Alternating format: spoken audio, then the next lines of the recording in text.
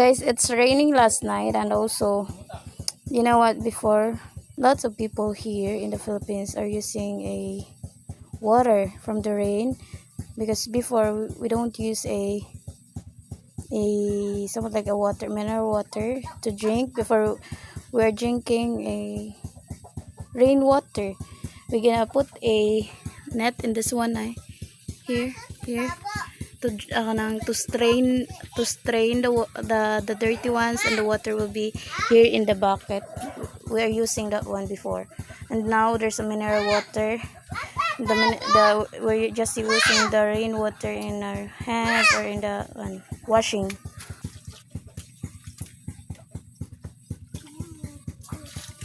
For some of the grandmother, grandfather, the old people, they're still using the rainwater for the cooking, drinking, and also for washing. But Jan doesn't and gab, we don't drink a rainwater because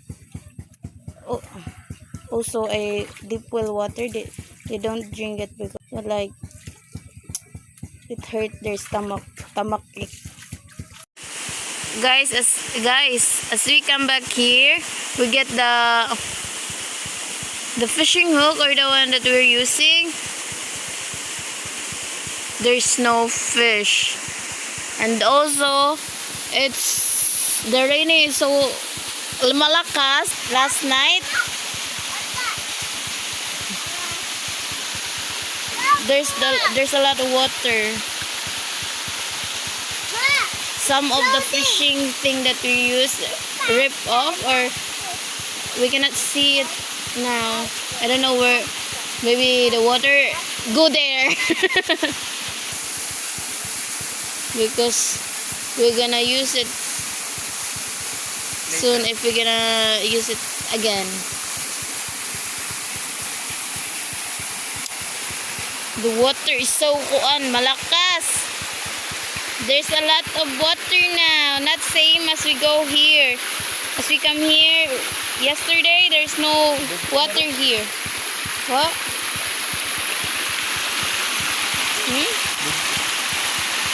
One adha. Only one fishing hook left. The fishing hook of Gab. That's the only one still left here.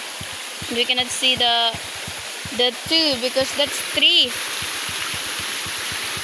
Look at the water. So nice.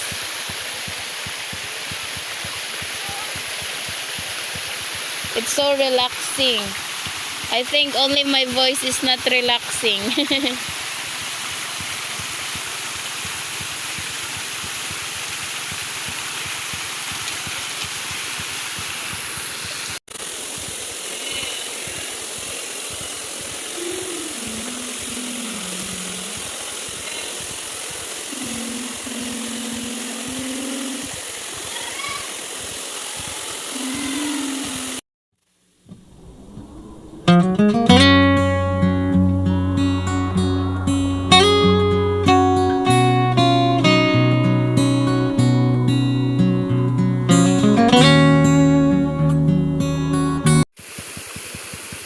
I'm walking from there to here because it's so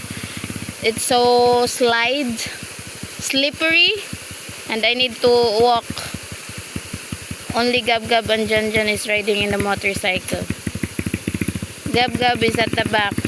Hold, Dada! Hold tight!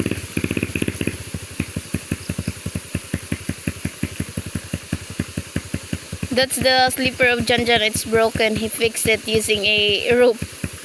That's the old slipper. I think that's already 4 months. It's a Spartan.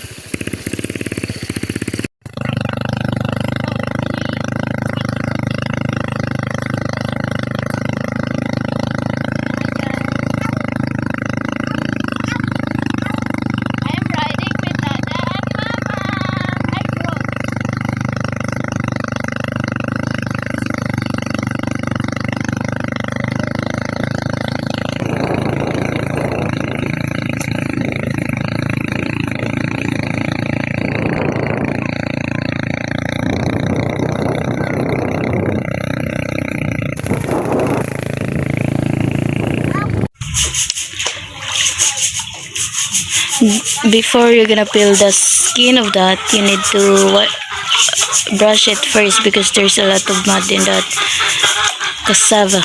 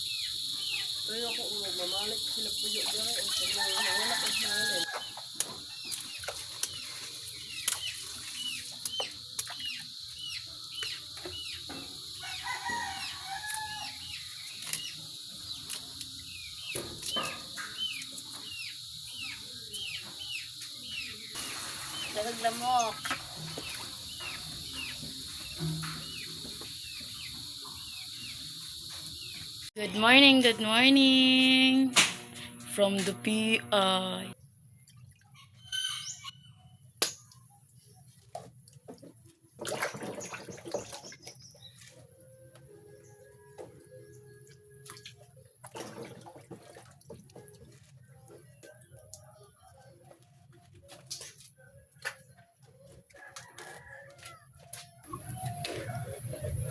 One recipe that we're gonna cook is we call it nilubian nga balanghoy, or nilubian means there's a coconut juice in that with sugar, and also this one. First is we're gonna boil this one first so that we can cook it first. Boil with water, and after that the next one. We're gonna cook this one for 20 minutes or like 30 minutes later until it will be fully cooked. And the next step is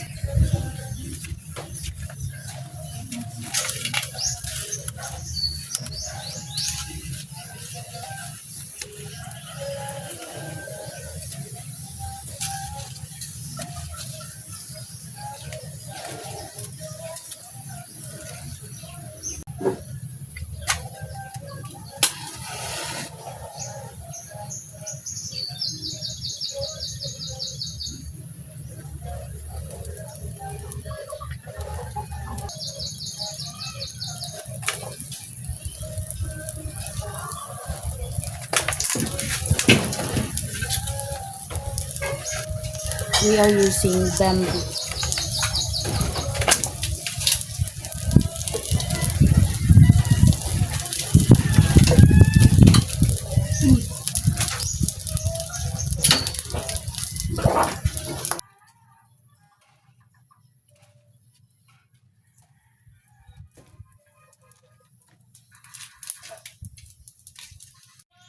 This is already cooked, guys, so later we're gonna put a coconut there.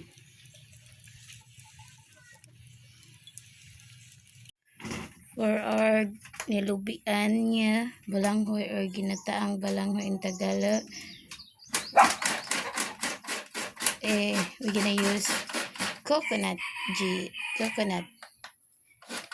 Gata means the coconut, the milk of the coconut. Coconut milk? Oh, coconut milk. Gata means coconut milk.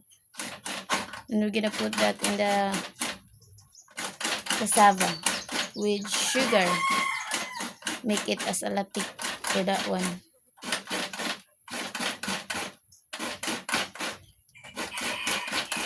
Here in Philippines, coconut milk is life also.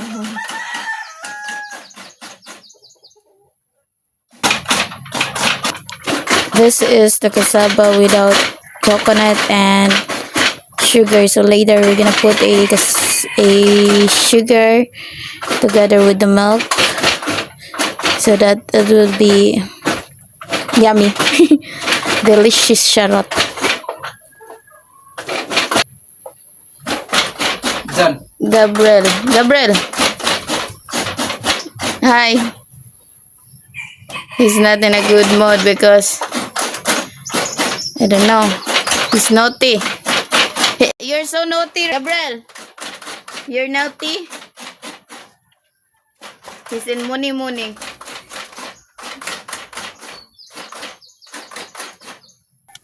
I'm gonna pour the water.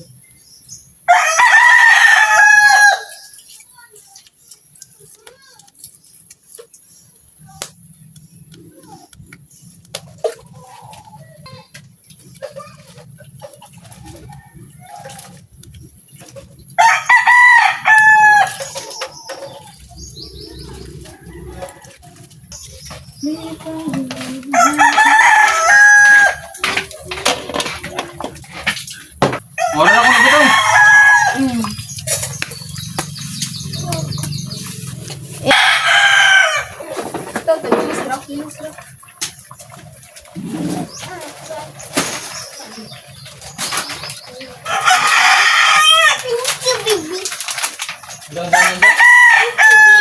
Thank you, baby.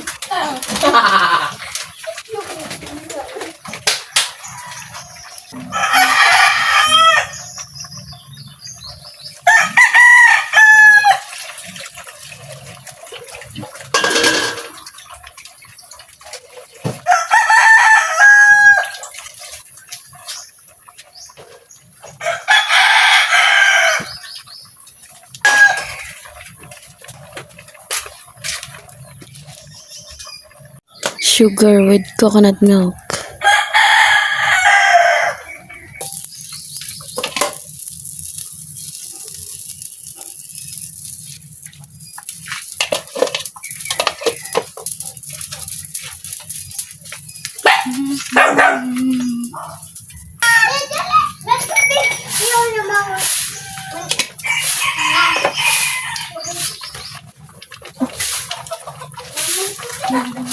Genre, timbay na dire ka mahugas ko.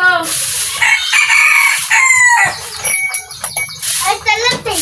Talante.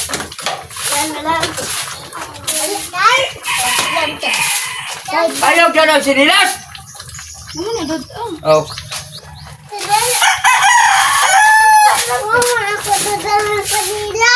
No, bilang sinilas kay higdaan na lang ako diha. Indaan? Anak ko higda. Ali, hindi dyan.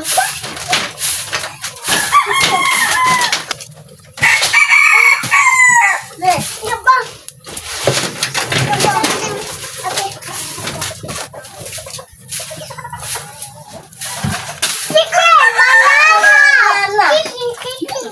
It's still boiling.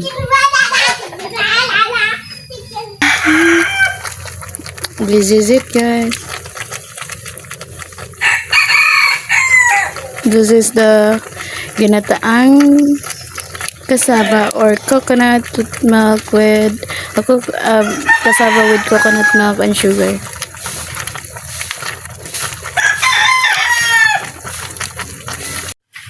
Uy, yato man ka, Chud. Ano man to? Butang. Butang ka, Dad. This is it. Pansit. This is the ginataang balanghoy, guys, with cassava. You want to eat, Gab? It's hot, Gab, ah. It's hot. Ow! Eat it. Ow! Try na, try. No. Blow it, blow. Wait. You want to try, Sander? Make me ugab na buta. Ha? Ite. Teka lang. Kahit panigab. What's that? No, dirty na. Try lang oh. Want to try? Dali. Ini anak. Da. Ga! Yan. Get ang palay. Not too sweet. Ang gusto it's kuan. Ano what?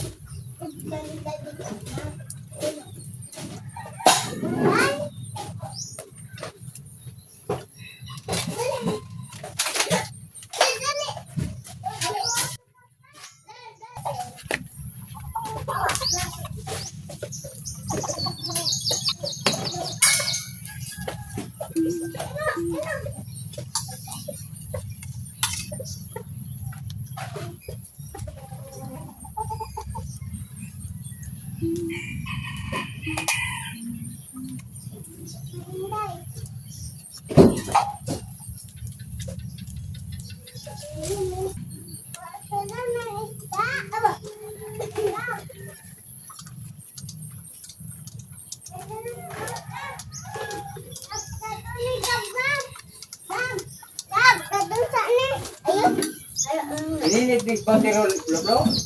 Ha? Ininit? Gusto mo ng kuan? Inaig? Inaig? Ah.